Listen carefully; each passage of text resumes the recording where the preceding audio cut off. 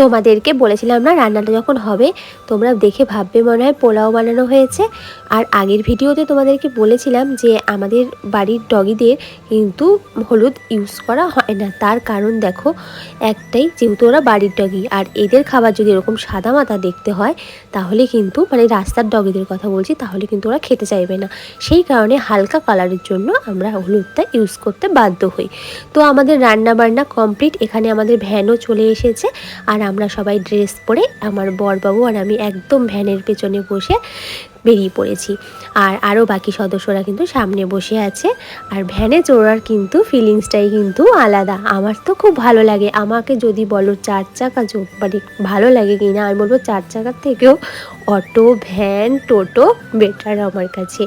দেখো একটা মায়ের কত জ্বালা, কতগুলো ডগি একসাথে বেস্ট ফিডিং করছে। এই ডগিটার কি দুষ্টু বা ডগিগুলো।